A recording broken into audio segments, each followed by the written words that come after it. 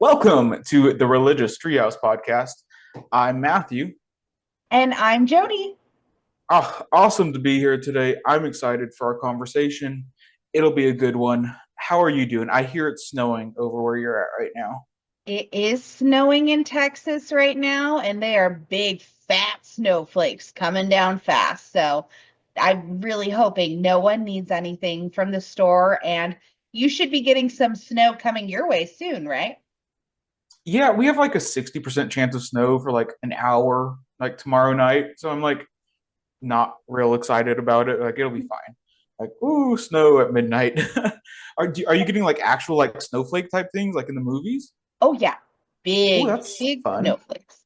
And it's coming down quick, so it's building up quick. It was predicted we'd get 3 feet. Oh, So wow.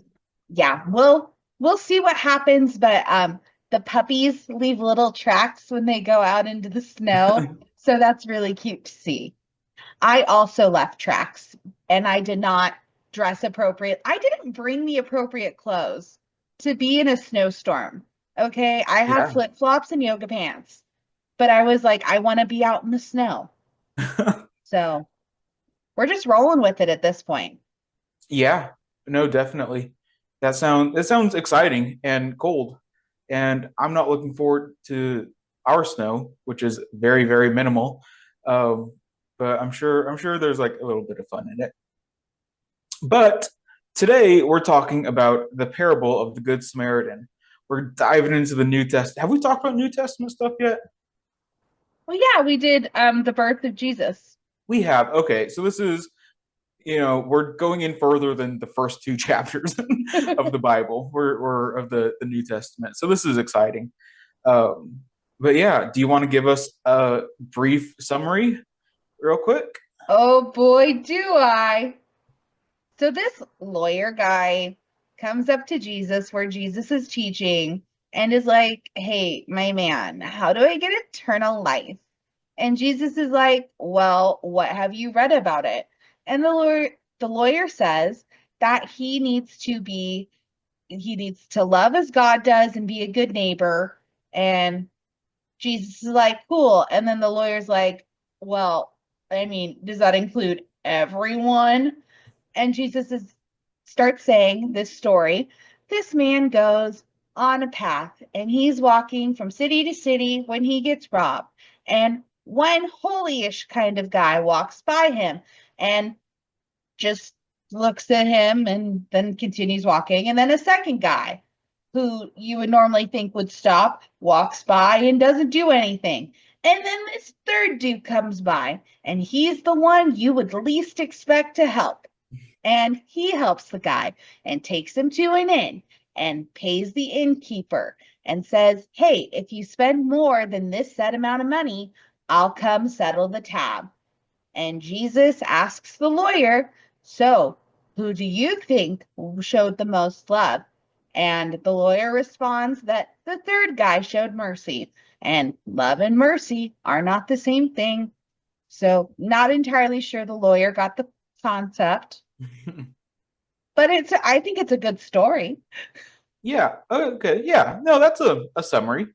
And no, and I look forward to, getting into the weeds of it and figuring out exactly what's happening here. But yeah, do we want to get started? Ah, we could get started, or I could give you a modern day retelling of how I feel I learned it in church. Sure. That sounds exciting, I suppose. Well, I mean, when you put it in NFL terms, it's a lot funner to learn. So, a Kansas City Chiefs player, Travis Kelce perhaps, is injured on the road. A San Francisco 49ers fan walks by thinking they deserve that. A Las Vegas Raiders fan also walks by thinking they deserve that. And finally, the most surprising of all, a Raiders fan walks by and stops and helps the Kansas City Chiefs player. And you wouldn't expect that because in NFL history, it is considered to be one of the bitterest rivalries. And the reason the 49ers and the Eagles fans walked by was because they lost the Super Bowl to it if you don't pay attention to football. Okay. I know this is incorrect. I know this is convoluted, but it's very close to how I was taught because what I was taught was that the gentleman who was beat up was probably beat up for a reason. And the guy who did help him was the most unsuspecting one or was the really good guy for doing it. Okay. That's that's an interpretation, I suppose. And hopefully through this conversation, we will talk about where those interpretations come from. Yep. But yeah, hopefully by the end we can propose a modern retelling that might better reflect what the people that Jesus actually told were hearing. So we'll see if we It can do that. doesn't Um, involve the NFL. yeah, maybe we don't involve the NFL just for funsies. But yeah, before we get into the Good Samaritan, though, I think we should talk about parables kind of in general. What are we talking about here? Because, this is like how Jesus talks. Like, this is what Jesus is known for. Like, he teaches in parables, in the synoptic gospels, at least. Um, Matthew, Mark, and Luke, not John. There's no parables in John. Um, but but yeah, and there's also parables throughout the Old Testament. One of my favorite is in Judges, Judges 9. And there's like trees that are like trying to find a king, and there's a bunch of good trees like an olive tree and a fig tree and some vines that are like, we don't want to be the king. But then a bramble comes along like, I'll be a king, like I'll be your king, and I'm going to threaten you if you oppose me. And it's like a kind of a warning against those that like run for office without qualification. Ooh, So yeah, and how relevant. yeah, and I'm like reducing that a lot. Like there's a whole lot more, and we could get into that on another day, because we're talking about the Good Samaritan today. But I just want to like bring that as like an example of like, hey, parables exist outside of Jesus' teaching. And there's a bunch of different types of parables. You have like these stories. Some of them are a couple sentences long. Some of them are enacted parables. So a lot of scholars think that when like Jesus flipped the tables at the temple, I'm sure you know that story. Oh yeah, love that Yeah, story. Jesus flips the tables. That's called an enacted parable. So there's lots of parables, lots of different ways these stories are told, and it's a very common way to tell these stories, particularly in the Bible. For people who maybe didn't grow up with the Bible, could you also like compare a parable to like Aesop's fables, like the tortoise and the hare? Kind of. I mean, like there's a difference. Like a parable is kind of like a story told to like show a parallel to something in our world, Mm, and to kind of make a claim about it. okay. It differs from like an allegory where like there's usually like a one-to-one correlation, or you need some like external interpretation to figure it out. A lot of people try to make this story into an allegory. They say Jesus is the Good Samaritan, and the man who gets beat up is a sinner in need of salvation. But that's not what's happening here. That's not the claims that are being made. That's not how the people of the first century would interpret it. Um, but no, it's just a story that's kind of like parallels our modern world. And there's often like a sense of the absurd, like something silly happens that's like, what's going on there? And that's hard to kind of flesh out sometimes, like reading it 2,000 years later. Like what seems silly to us might not be silly back then, and what seems normal to us might have been like really silly back then. So figuring out where those differences are really important. Um, but yeah, So context seems to really matter in these situations. definitely, yeah. Figuring out how the text is presenting itself, how the people of the first century would be hearing these parables is very important. And I think a lot of times the problem comes along when modern interpretations try to just take the parable and put it into our circumstance. They say, okay, and they do kind of what you do, with your parable that you remade there. Say, okay, this guy must have done something wrong. So we do these things. And How dare he win two Super Bowls in a row? How dare? yeah. But any good literature, any good piece of literature must be reinterpreted and rethought of as applicable. So I'm not saying that like, hey, we have to keep this in its first century context, but what we need to do is figure out how the people listening to Jesus, because parables are generally thought for the most part to be connected to the historical Jesus in some way or form. So like for most part, scholars, independent of the Bible, think, hey, Jesus actually taught in parables, and this is, somehow connected to Jesus's words. We can get into historical Jesus at some other point, but um, how these stories were interpreted by the first century audience is very important. So when we reconsider these stories for modern lives, it's important to try to recreate the story in a way that we get the feelings and the emotions and the ideas and the thoughts that the first century audience would get, and not just kind of revamp the story. Does that make sense? Yeah, that makes sense. So I guess let's get into it and try to figure out what feelings we're trying to replicate. Yeah, and oh, before we do that, there's um a few problems that I think are like the underlying reasons for like why there's so many differences, and why parables are so hard to understand, especially. I think first of all is that if you've grown up in a church setting or a religious setting, they've often been presented as children's stories.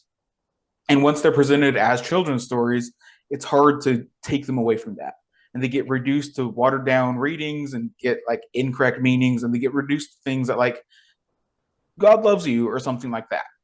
And we talked about this when we talked about Jonah and stuff like that. A lot of narrative is looked down upon as children's literature, and like we don't need that as adults. And I think that's just flat out wrong. So taking out the children's aspect of it, I think is very important. And second of all, like the point of these parables is to be confrontational. Like these aren't like watered down basic stories. Most of these parables that Jesus talks about are intentionally, making people uncomfortable and challenging. So when people are taught these, I think a lot of religious leaders are either unable or unwilling or uncomfortable with presenting these as challenging texts. And your Sunday sermon, your average religious education, it's much more interested in presenting a pep talk than presenting a genuine challenge. And then when clergy actually thinks they are presenting a genuine challenge, it often comes across as misrepresenting history, sometimes accidentally anti-Semitic, or propagating Jewish stereotypes, and problems arise. So I think looking at this from an intentionally historical perspective is very important, other than just like trying to get it to be a good pep talk. Yeah. Because I mean, when Jesus was presenting these, it wasn't supposed to be easily digestible. Sure, yeah. So I'm very excited to get into these because, as we know, I mostly just know the children's watered down versions. Yep, you love Veggie Tales. I love Veggie Tales, okay? It's colorful, it's playful, there's usually a song. Yeah. Who wouldn't love it? No, and I love the songs. Songs are great. Their watered down messages miss the point.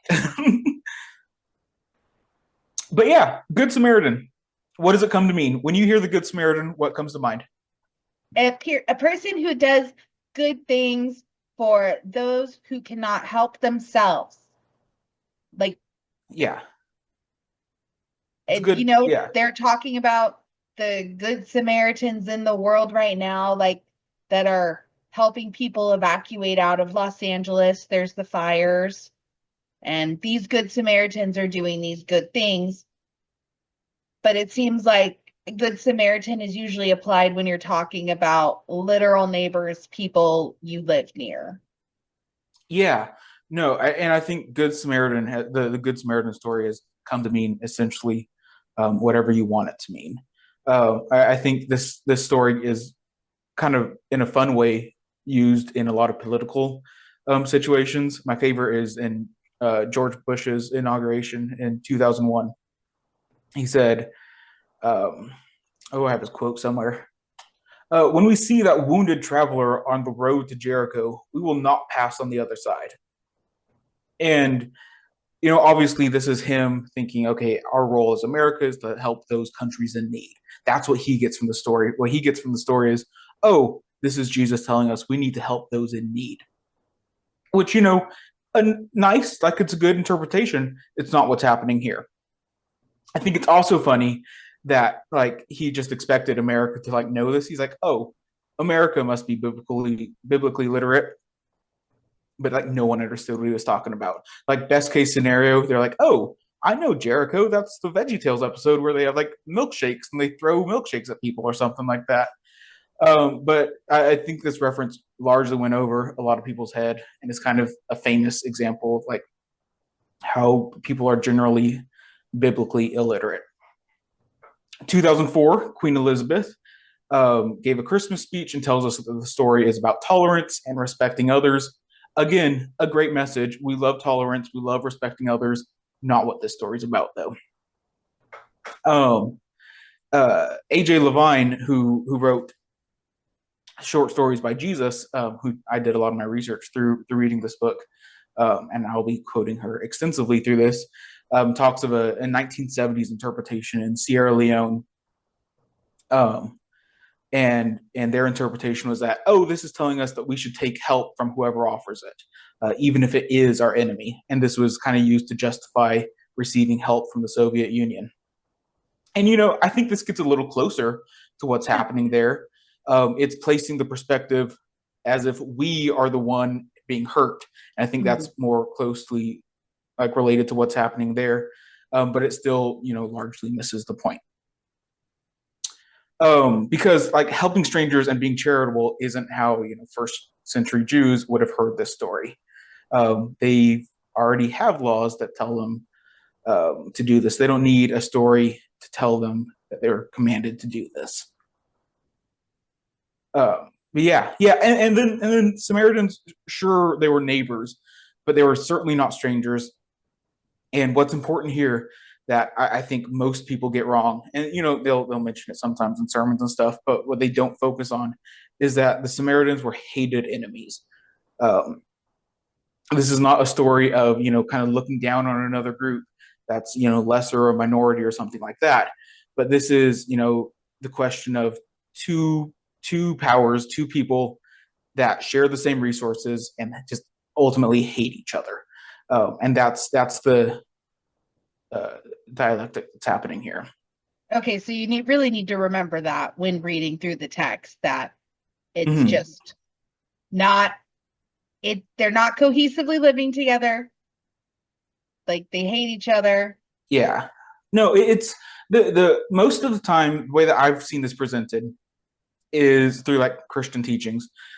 Is that the Samaritan is someone who's like learned to break free from like prejudice to like care for the others, um, while the priest and the Levite who like walk around the Samaritan and like don't do anything are like seen as like the Jews that are xenophobic and obsessed with ritual purity, and focus more on themselves and loving their neighbors. And it gets into this kind of like anti-Semitic interpretation that's just like wrong.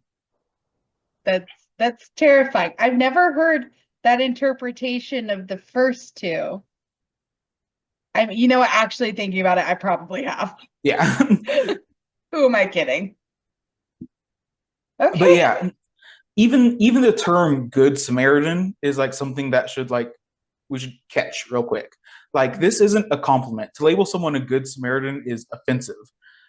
This is like saying someone is a good immigrant or this is a good Muslim. That's like it assumes that you view all immigrants or all Muslims as this bad group.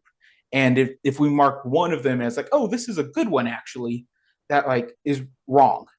And that's Yeah. we should note that saying this is a good Samaritan is fairly offensive, and saying like Samaritans in their natural state for the most part are bad, evil people, but we have a good one here, and so that's that should be noted. Yeah, that should be, especially because I've heard more rhetoric like that coming out recently. Like people having stories of interactions where they've been told they are one of the good ones.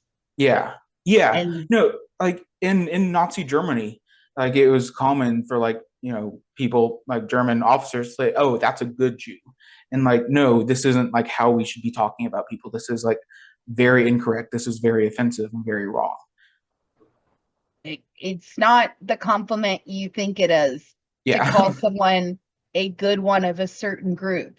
It really just is more of a reflection on the person who is saying that you're one of the good ones. Yeah. Okay, so let's get in. I feel bad now saying the Good Samaritan. Let's get into the Good Samaritan. Well, I mean, it's what it's called. It's like what we're calling it. It's how Oh, everyone refers to it. yeah. But yeah. So Luke 10:25 is where this starts. Mhm. And Jesus is talking to, I'm assuming, a group of people. Yeah.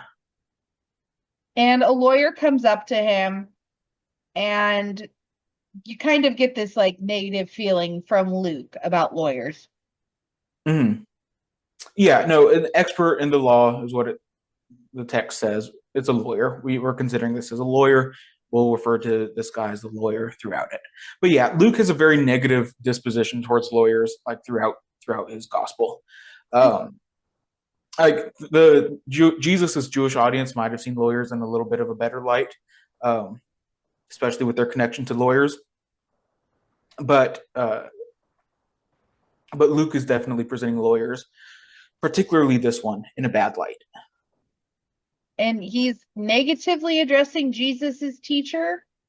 Yeah, yeah. Okay, so we see that Luke negatively views lawyers for a few reasons. Um, One of which is just throughout his gospel, he negatively talks about them. Um, but he also addresses Jesus as teacher, which, in our context, like what I was saying before, like if we see someone taught addressed as a teacher, we say that, okay, that's a generally good thing. Moving on, we're on the same page. But Luke interprets Jesus as being more than that. Luke doesn't really see Jesus as teacher and limited to that. Um, so this lawyer doesn't have the same idea of who Jesus is as the gospel writer does. And we see later in similar conversations someone who addresses Jesus as a good teacher, which has better implications. But now I'm wary of the word good. Do they also think teachers should be underpaid in these biblical times? Yeah, no. We can say good is an all right word. we're Okay, allowed to we're allowed to use the word good. good. Is it But yeah, like we also see this as like through the lawyer's intentions. Like the expert in the law stood up to test Jesus. Like he isn't doing this in really good faith. He's doing this to like test Jesus. Um, and then he asks about eternal life. The word he uses, um, what must I do to inherit eternal life? Um, I don't know Greek, so I'm, relying on other scholars to kind of talk through this. But the do that the lawyer uses there is kind of like, hey, what item can I do to check off my list to like get this eternal life thing? And so it's kind of showing that this lawyer doesn't have the same idea of like what's going on as the gospel writer and Jesus has an idea of what's going got it? I've met a check off the list person like that before.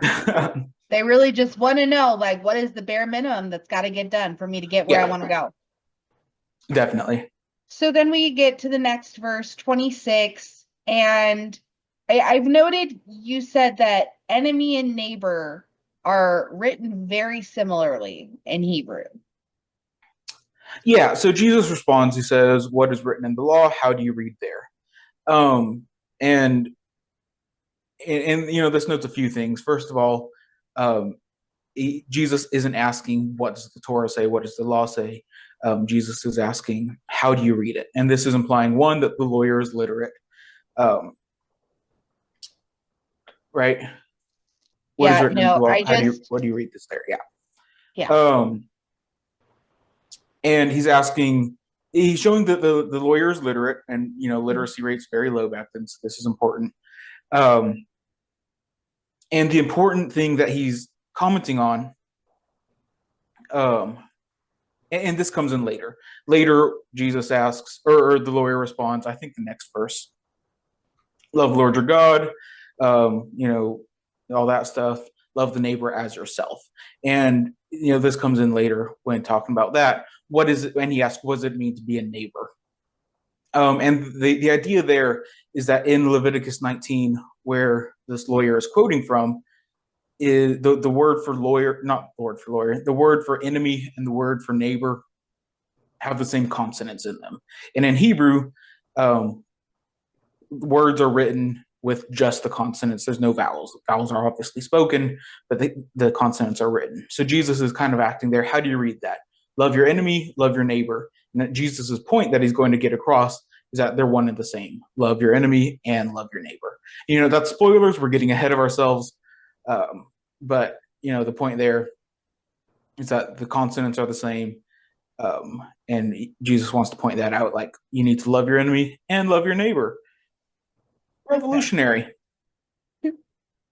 Then we get to 27 through 28. And the basic gist of that is love the Lord your God. You're right. Jesus is ready to end that, end the conversation there.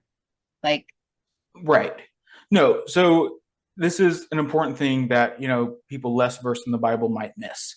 Do we want to read? Can you read those two verses, 27 and 28, just so that we have that in our mind? Yes, I can. He answered, You shall love the Lord your God with all your heart and with all your soul and with all your strength and with all your mind and your neighbor as yourself. Yeah, And he okay, said stop to there. him, Sorry. And what we have there is we have the conflation of two Old Testament verses. We have Deuteronomy 6:5, and that's part of the Shema. Interesting, Luke adds, and all your mind. That part isn't in the Shema. And also Leviticus 19:18. So the lawyer is conflating these two verses, and he isn't the first one to do this. Jesus does this in Luke and Mark, and there's also Jewish texts from before this that have also combined these two verses together, saying, okay, these are important verses. We need to think of these together. So that's not, a revolutionary response, but Jesus is like, yeah, you're right.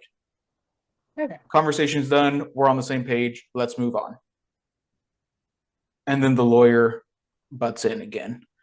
And he And he says, said to him, You have given the right answer. Do this and you will live. yeah, Jesus affirms, like, good job. Let's move on. Okay. Sorry, I just need to finish it.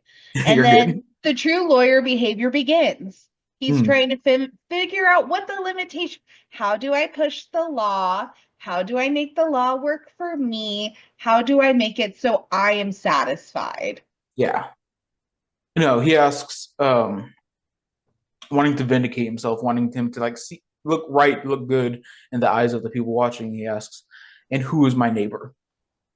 Which, technically not a bad question, but like on a technical level, because the word for neighbor is like really vague. It can range from anywhere to like some other guy to like it's the word used for like an intimate relationship between Moses and God, and it like is used for the word for like someone sharing a boundary, and it's even used in like the Song of Psalms to like reference a lover.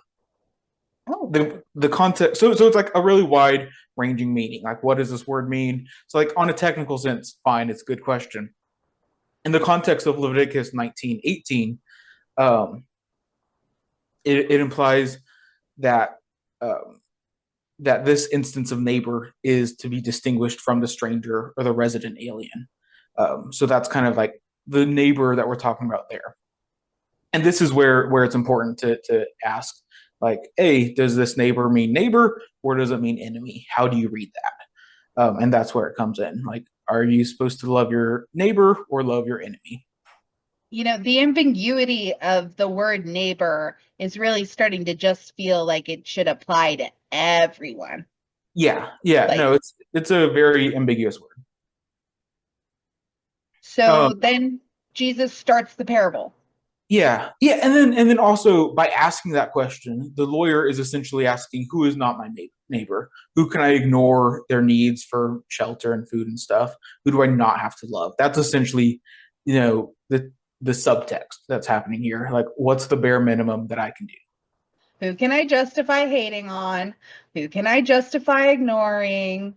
Mhm. Again, true lawyer behavior.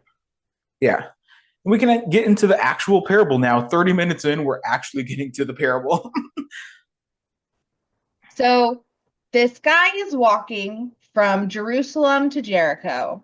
Mhm. Just, it doesn't really say what this man is, who this man is, what this man practices. He's a dude walking, No, this and is he, yeah, this is just your average, some random guy. Like it doesn't matter who this is. This is a dude. Think of your every man, your every person. Like this is a dude.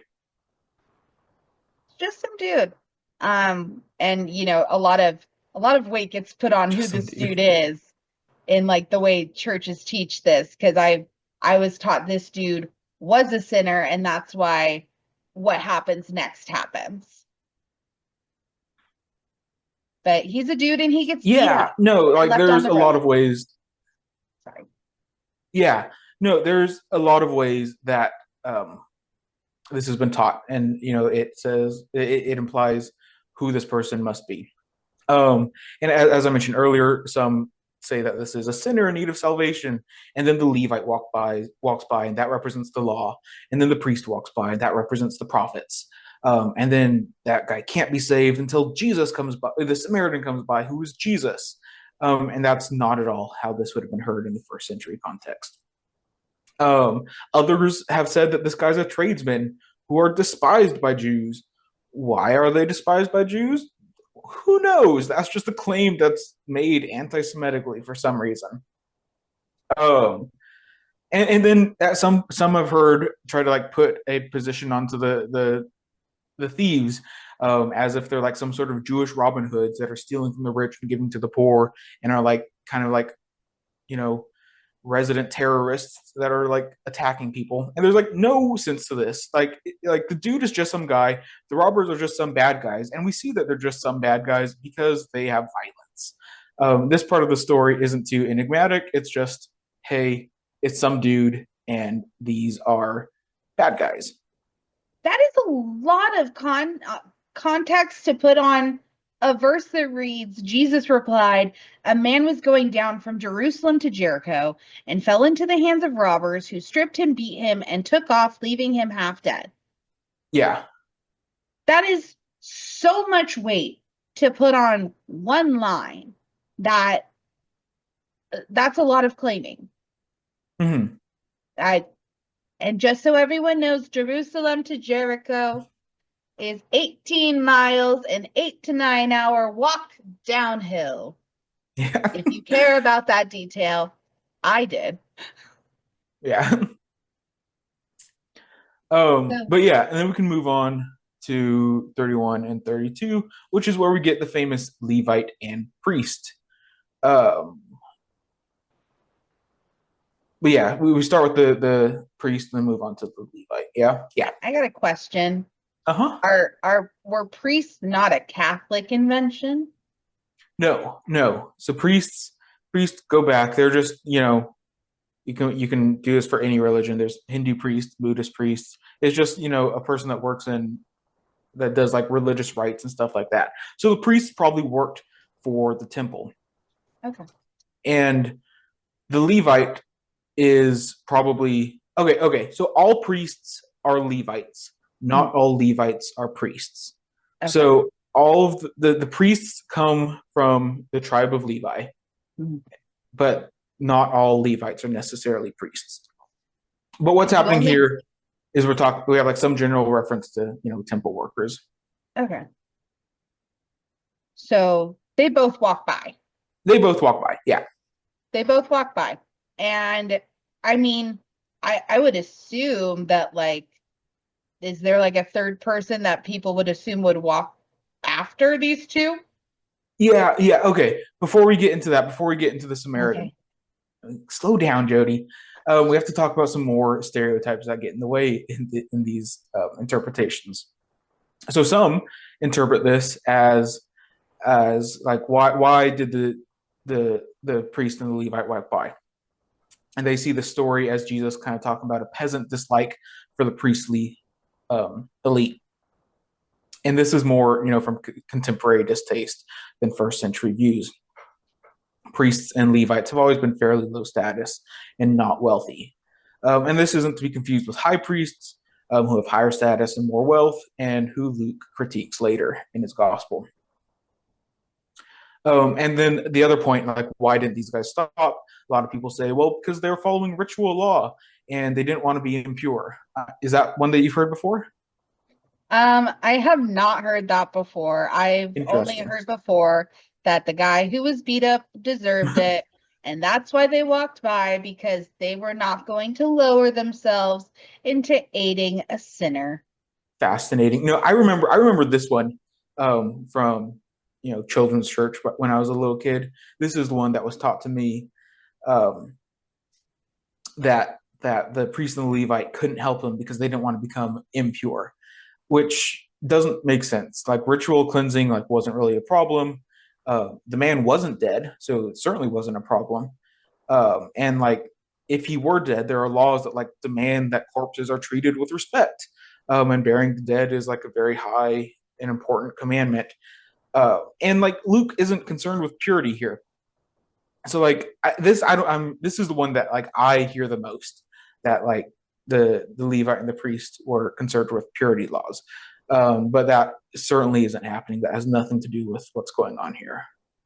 And again, that's a lot of weight and justification put onto two lines that read, "Now by chance a priest was going down the road, and when he saw him, he passed by on the other side. Hmm. So likewise a Levite, when he came to the place and saw him, passed by on the other side." Like, Yeah. so much assuming. Yeah, I don't have a problem with the assuming that's going on here. Like, these parables are meant to be intentionally confusing, intentionally have many different interpretations. But the assumptions that are placed on here are incorrect, not historical, and that's the problem that I have. Like, we have to put on assumptions. We have to try to figure out what's going on here. What is actually happening in order to make sense of the story. That's what we do. That's what we do as people as we read stories. The problem is when we put these misconceptions and non-historical facts onto the story, we need to acknowledge that that is wrong, and we need to backtrack and figure out what actually might be happening. Is this why religious literacy is important? This is why religious literacy is important.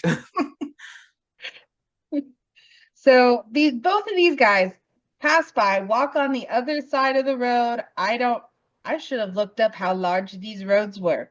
But then third comes a Samaritan. And Yeah, as we know now, the Samaritans, and who I guess we can assume from the way Jesus is teaching it, would normally hate this man that is on the yeah. road. No, Samaritans are the enemy. Um, like, they're considered, like think of like the most hated enemy that like that you consistently for the past 1,000 years have had beef with, of various degrees. Like, this is the enemy. We're not vibing with them at all. But yeah, like, and this is very fairly common. I wouldn't say very common, but fairly common, what you were alluding to earlier, that if you hear a priest and then a Levite, you would be expecting next the third person to be an Israelite. Um, we see that in Ezra, we see that in Nehemiah. I don't think in exactly the same order, but it was fairly common to be like, hey, first a priest, then a Levite, then an Israelite. And what we get here is an intentional change in form. We have a lot of these parables, a lot of these stories. We talked about this in Jonah a little bit also with the prophetic call narrative. They have a structure that's expected to be followed. And whenever you divert from that structure, that's when you get importance, and you get comedy, you get excitement, you get change, you get something that we need to focus on. It's like, oh, why is this here? And when we're expecting to hear a priest, a Levite, and an Israelite, it's real shocking when we hear a priest, a Levite, Samaritan. We're like, whoa, that changes things up. We hate the Samaritan. What's he doing in this story? So maybe some like modern versions Mm. would be so a blonde woman, a redheaded woman, and Andrew Tate. walk into a bar. Sure, sure. Well, that's because Yeah, that's the enemy of women. yeah, yeah. And you'd expect, a brunette or something. Yeah. Okay. Or you'd have Ron, Hermione, and then you'd expect Harry Potter, but you'd get Voldemort. Like, oh, it's not the what you would expect there. Got it. Okay, so Voldemort walks upon this man on the road Yeah. and he decides to help him. He was moved with compassion. He went to him and bandaged his wounds, treating them with oil and wine. Then Mhm. he put him on his own animal, brought him to an inn, and took care of him. Yeah. Yeah. We're in verse 33 and 34, right? 34. Yeah. Yeah. And again, the Samaritan is often described in churches. I've heard this one very, very often as well, as someone who's mistreated. And they'll try to make the common parallels like a pastor and then a choir director walks by, but then a gay man helps them out. As if like it's the oppressed person, it's the person that like we often think is the person that we should help is the one that's actually helping us. And this is a story about like how we should actually like be helping those that are less than us that need our help. Again, that's not what's happening. The Samaritan is not oppressed. The Samaritan is a deeply hated enemy. Um, and the idea of a good Samaritan would be so shocking, so confusing to people that it would make about as much sense as if we were to say a good rapist came in and helped the guy, a good murderer came in and helped this guy. Like it just doesn't commute. It doesn't compute. It doesn't make sense. Um, so that's what's happening here. Does that track? Yeah, that tracks. And they don't like the Samaritans because they just don't. Yeah. Okay. So there's history. We don't need to get deep into the history here. Mhm. Oh, during the United Monarchy, Saul, David, Solomon doing their thing. It splits, becomes the Northern Kingdom and Southern Kingdom. Around that time, the Samaritan group, this is as the story goes at least, around that time, the Samaritans kind of split off from, Israelite, from Israel and the Israelite religion. So it kind of like grows parallel.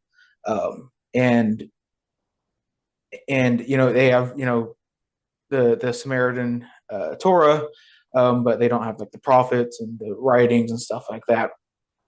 So they grow up alongside, not grow up, but they grow and they have history alongside Israel and all that stuff. And for the most part, they're hated enemies throughout. Josephus, you remember Josephus from last week? Yeah, Uh, Josephus. he talks about how like they've gone um, in times where like they needed help, where like Samaritans like needed help, they would accept it from Israelites, but like would go back to immediately hating, and like vice versa. Like Israel, like, hey, if we need help from the Samaritans, like right now, we'll take it, I guess, but like we'll hate them like as soon as it comes along. Um, so yeah, like feelings have gone up and down throughout time, but for the most part, it's been very largely negative. This is the hated group that we really, really don't like. And yet still the Samaritan goes out of his way to help this random man beaten on the road, and he Yeah. takes him to an inn. Mm, And at the inn, he gives the innkeeper 2 denarii, I believe is how you say the Roman coin. coin. Yeah, sure. Yeah. And those equal about a day's wages for a common laborer. If you want my quote, that is Matthew 22, Okay. according to Google, um, which would equal about $50, so $100. And he leaves the man there, tells the innkeeper, hey, just write up a tab. I'll come back. I will pay it. And doesn't expect anything from the man, just helps him and leaves him there. Yeah. Yeah, and we see again that this Samaritan is not a social victim. He has the money and enough status to afford some leverage with the innkeeper. Like this is not about like prejudice to people who are immigrants or like poor or something like that. It's not a question of how to care for the marginalized. Jesus talks about that plenty. That's not what's happening here. This is about hatred between two groups of people with similar resources. Um, but the important thing to pick up on here is that this Samaritan is providing long-term aid.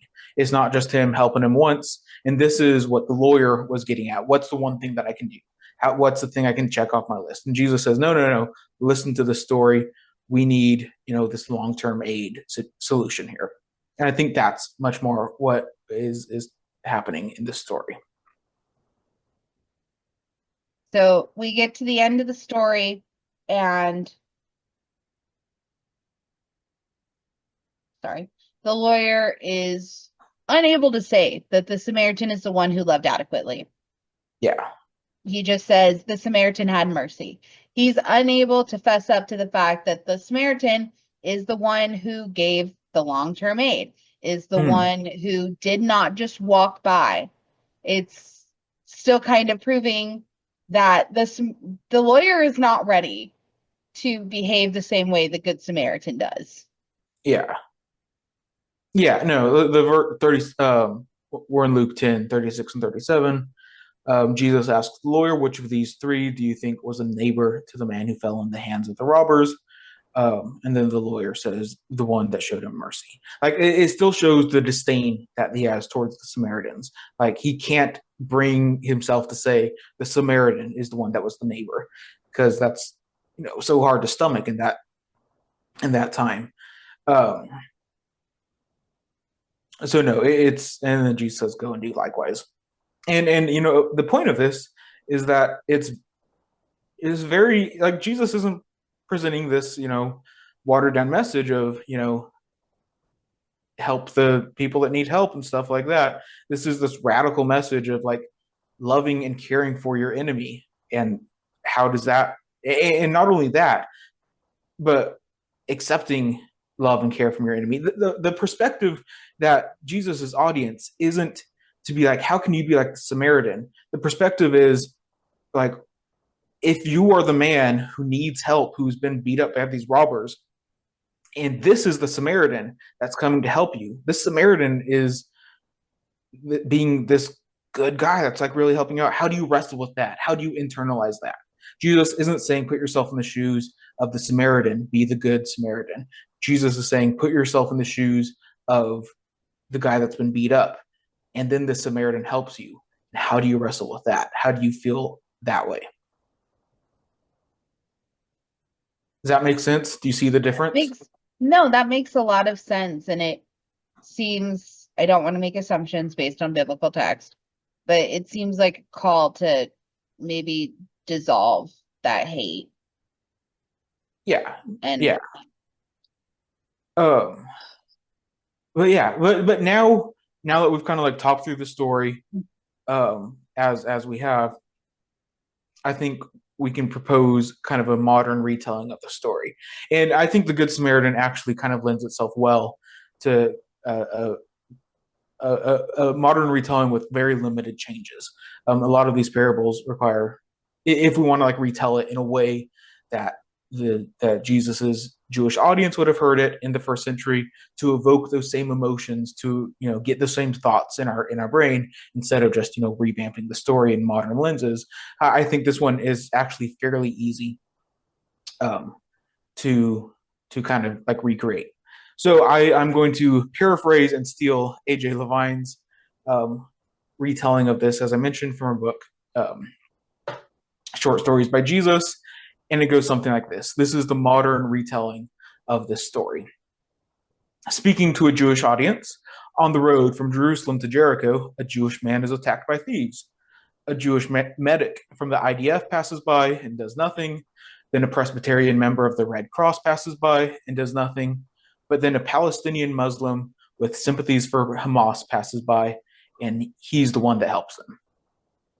And I think if we think of that as the modern retelling, I think that can be a lot more powerful and a lot more accurate to how first century Jews would have heard the story, to create that emotion, to create that sense of what's going on, to how, how modern people would feel it. The story of the good Hamas member would be really hard for a lot of Jewish Israeli people to stomach. But that seems to be the point of this text, to acknowledge the humanity and helping them, even if they are this great enemy. And like she wrote this like before this most recent war broke out, which I think is really profound. And I think I think retelling the story now, given the story, given what's happened over the past year and a half, I think drives the point in even deeper.